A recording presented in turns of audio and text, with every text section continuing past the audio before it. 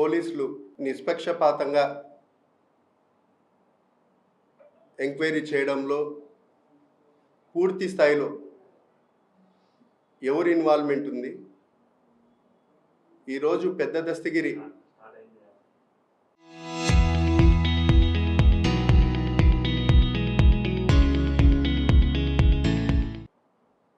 ఒక real estate వ్యాపారి, పార్టీలకు అతీతంగా అందరితో కలిసి ఉంటాడని వాళ్ళ భార్య కూడా చెప్పడం జరిగింది. కానీ దాని తర్వాత జరిగిన పరిణామాలు చూస్తూ ఉంటే కమలాపురం మాజీ ఎమ్మెల్యే స్టేట్మెంట్ కానీ,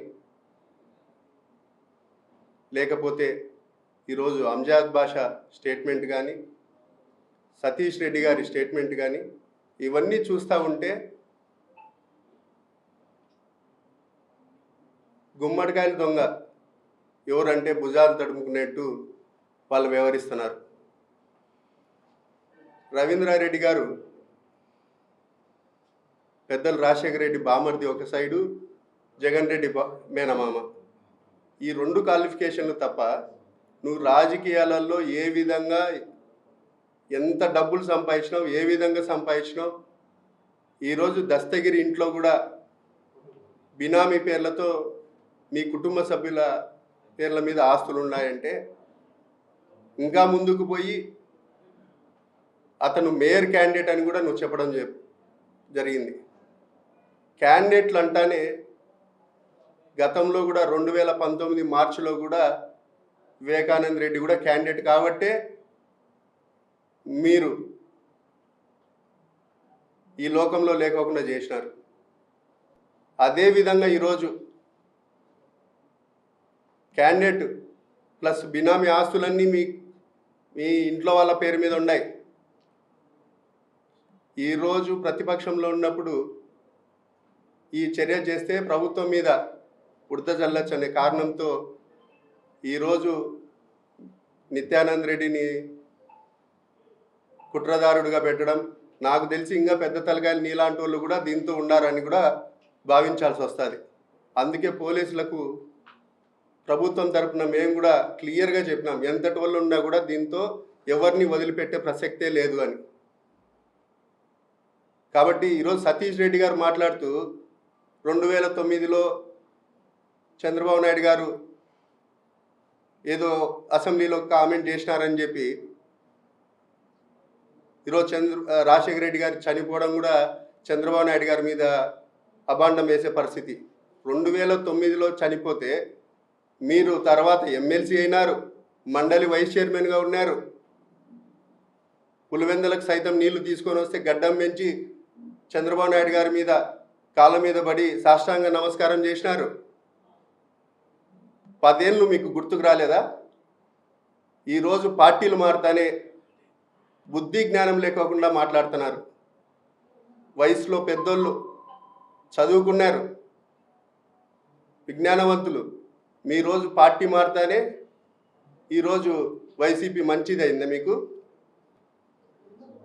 ఈరోజు ఇదే గొంతు కానీ, ఇదే ప్రశ్నించడం కానీ తెలుగుదేశం పార్టీలో ఉండింటే తెలుగుదేశం నాయకులు కానీ కార్యకర్తలను బాగుపడేవాళ్ళు. సతీష్ రెడ్డి గారు, ఈరోజు ఎవరైతే నిన్ను జీవితాంతం ఇబ్బంది పెట్టినారో, ఎవరైతే నీ లైఫ్కు థ్రెట్టో వాళ్ళ పంచన చేరి ఈరోజు రివర్సు ఈరోజు పెంచి పోషించిన పార్టీని నువ్వు ఈరోజు విమర్శిస్తుంటే చాలా విడ్డూరంగా ఉంది. అందరు నవ్విపోతున్నారు. కాబట్టి ఆ రోజు రవీంద్రారెడ్డి గారు 19లో కూడా ఇదే విధంగా నారాసుర రక్త చరిత్ర అని చిన్నాయన ఆదినారాయణ రెడ్డి గారి మీద, బీటెక్ రవి గారి మీద, ఇప్పుడున్న మీ పార్టీలో ఉన్న సతీష్ రెడ్డి గారి మీద మొట్టమొదటిగా వచ్చి స్టేట్మెంట్ ఇచ్చింది ఇదే రవీంద్రారెడ్డి గారు.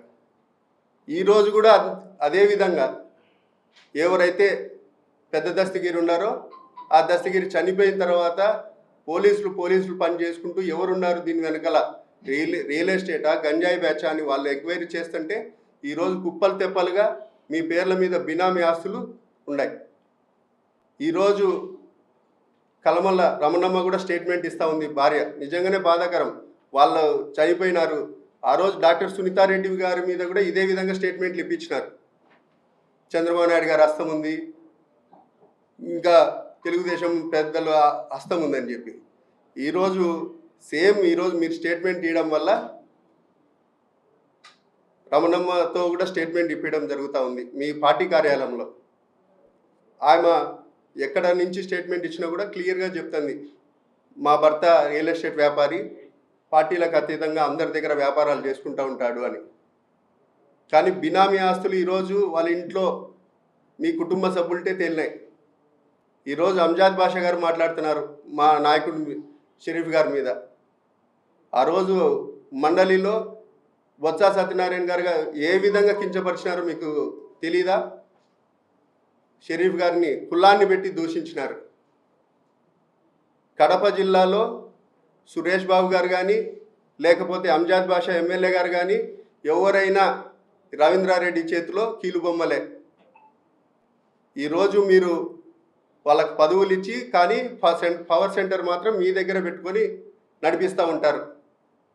ఈరోజు ఈ క్వాలిఫికేషన్లోనే కేవలం పెద్దలు రాజశేఖర రెడ్డి గారు బామర్దనో జగన్ రెడ్డి మేనమామనో మీరు చెల్లమని అవుతున్నారు తప్ప లేకపోతే ఈ సొసైటీలో మీరు చెల్లరని కూడా ఈ సందర్భంగా తెలియజేస్తున్నా. ఈరోజు తెలుగుదేశం పార్టీకి సంబంధించిన వాళ్ళు కూడా రియల్ ఎస్టేట్ వ్యాపారం అతనితో సంబంధాలు ఉన్నాయి, వాస్తవమే ఉండిండొచ్చేమో కొనుగోలు అమ్మకాలు. కానీ చంపాల క్యాండిడేట్ అని అంటున్నాడు రవీంద్రారెడ్డి. క్యాండిడేట్ అంటే రేపు ఎవరినో వాళ్ళు కొడుకునే ఉన్న అడ్డొచ్చాడేమో ఏమన్నా ఈ పని చేసినారో ఏమో. క్యాండిడేట్గా ఇప్పుడు తొలగించాల్సిన అవసరమో ఇంకోటి క్యాండిడేట్ అని మేము అనలేదు. వైఎస్ఆర్సీపీ సింపథైజరు అలంకాన్పల్లిలో ఆయన వైఎస్ఆర్సీపీ ఏజెంటు కార్యకర్త అని తొలగించాల్సిన అవసరం ఏముంది? బినామీ ఆస్తులు ఎవరి పేరు మీద ఉన్నాయి? రమణమ్మ తెలీదు అంటే ఇప్పుడు సునీతమ్మ కూడా నాకు మా వాళ్ళకి సంబంధం లేదని చెప్పింది.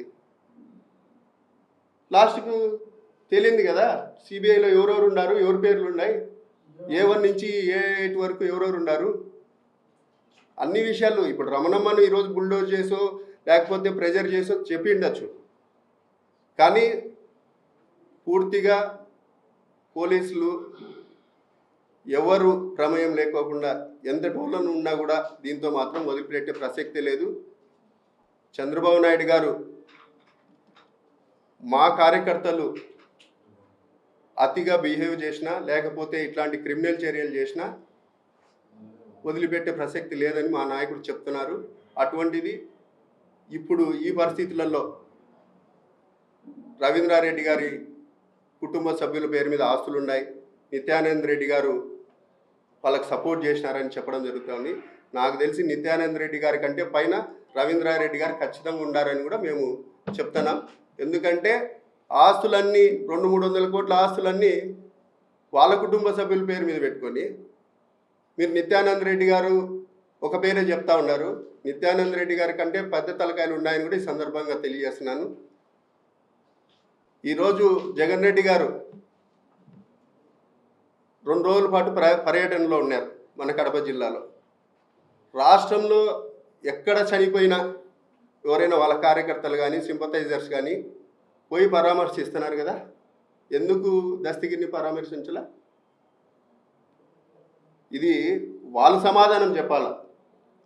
రవీంద్రారెడ్డి గారు తెలివిగా జగన్ రెడ్డి మా పార్టీకి సంబంధం లేదు, జగన్ రెడ్డికో మీ పార్టీకి సంబంధం, జగన్ రెడ్డిని పక్కన పెట్టండి, మీకుందా లేదా ఆస్తులు మీ పైన ఉన్నాయా లేదా? ఇది జగన్ రెడ్డి గారు కూడా పరామర్శించకపోవడానికి కారణం అదే.